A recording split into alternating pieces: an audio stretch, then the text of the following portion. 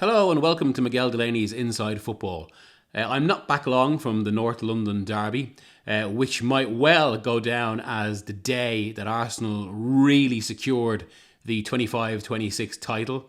But that seems a little bit premature, despite being 6 points clear, despite the nature of a 4-1 victory and how convincing they were. It doesn't seem premature to say this was the day that Eberechi Eze really announced himself as an Arsenal player. Now, I mean, that can be seen by the fact he's actually gone down in club mythology.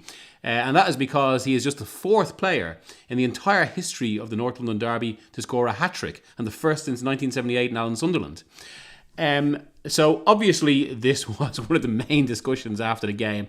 And on that, Mikel Arteta actually said something very interesting afterward that actually feeds into a few little insights I've got about how Eze has got here and how he's very quickly got himself into club history despite actually a relatively slow Arsenal start.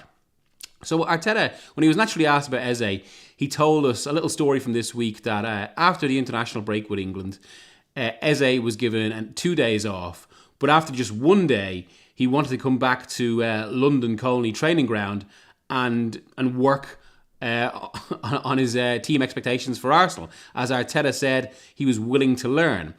And that actually says more than you might think, despite Arteta's occasional tendency for sort of high performance speak.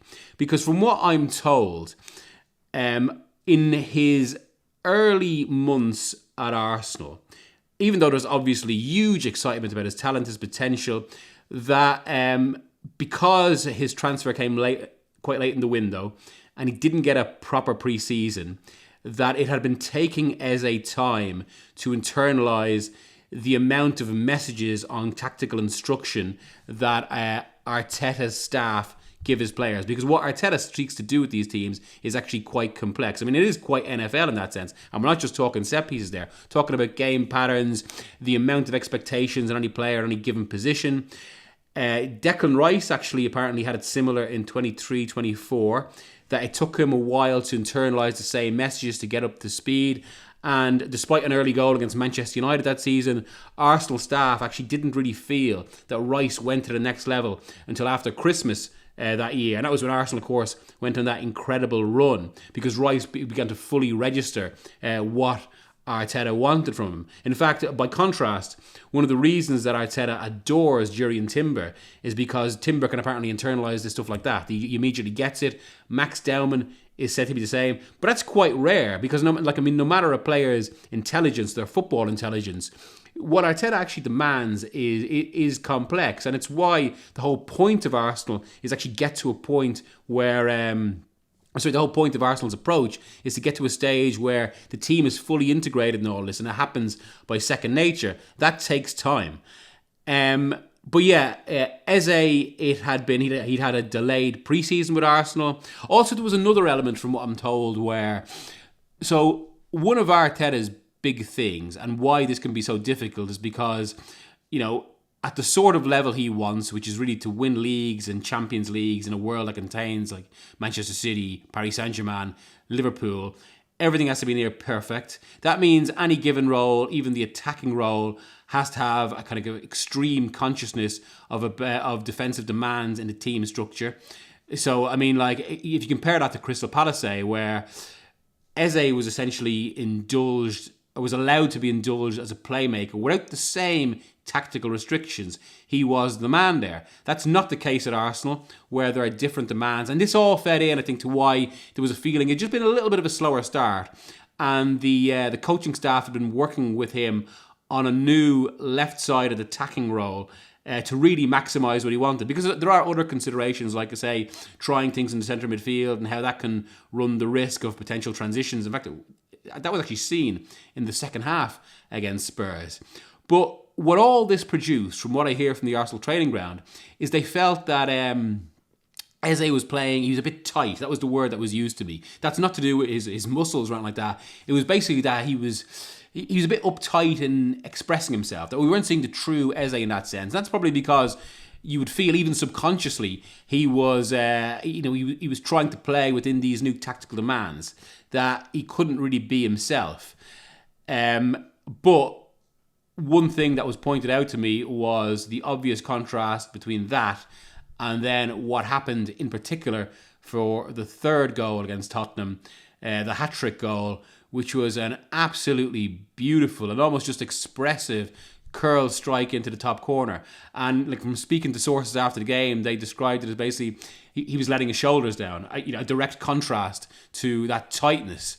And of course, that came from kind of was the release he felt from those two goals. In fact, if you actually look at the goals, I suppose, there's almost a progressive stages to them. The first one, there's a little bit of congestion in the box. He eventually gets that strike off. And after a bit of back and forth, the ball kind of bouncing, and he forces it through Vicario's hands. The second one, another step again, where there's just that opening, and he slides it into the corner. You could see it coming, and then finally, for that third goal, you just see a player fully expressing himself again, and someone who looks on his way to becoming the Arsenal star in the way he envisaged, and what the coaching staff have long wanted, to give them something different, to give them that kind of ability to create something out of nothing, but of course within the team structure. And Arteta was also interested in that after the game, where he spoke about exactly that Eze can give you those moments, but I suppose it's just been about the framework to give him those moments. Now, interestingly, Arteta had a line after the game as well about fulfilling talent. That also, I think, comes in a kind of the context of a bigger debate, where, I mean, obviously one of the themes of this season has been Arteta, Arsenal, set pieces. And like there have been these questions over whether Arteta is too controlling a coach to really facilitate talent. I must say I don't agree with that. I think it's control within this kind of wider, obviously, possession pressing approach. And I mean, on that, I was told something else is quite interesting after the game, which is about Arsenal's first goal. So, and like, it's funny, Arsenal sources made a point of saying to me today about how every single one of the goals against Spurs was from open play. They weren't from set pieces. And that follows on from the Sunderland game, where Arsenal and Arteta actually felt the second half was one of their best attacking performances of the season so far, despite how it ended. They felt there was finally some proper link-up play and attack. And it was actually similar against Spurs. They did follow on from that. I suppose it didn't look like it initially, because Spurs, actually, they went for a real spoiling game. They dug in with a 5-4-1, and a really physical 5-4-1 with a lot of ballast there. 3 centre-halves, 2 defensive midfielders in front of them. And from what I'm told, the intention there was basically to congest the area, obviously, and also give them the capacity to go 1-for-1 with Arsenal's midfield, particularly on Declan Rice, particularly on Eze. That succeeded actually for some time, despite how the game ended. I mean, it was striking. I think Arsenal really subjected them to a bit of an onslaught from the very start. I mean, it could have been 1-0 after a few seconds, that shot that flashed just by the post. But it did work for a while thereafter. Arsenal had to get aerial. They were kind of trying to probe their way through. They were looking to feed the ball to Saka a lot. But the one thing about that sort of approach, from what I heard from the Arsenal side as well, is that it's exhausting, really, both physically and mentally, in terms of the concentration, and then also in the way you're constantly running and you don't have the ball, you don't allow the same rest periods. And I think that's something that's really significant as regards Arsenal's first goal.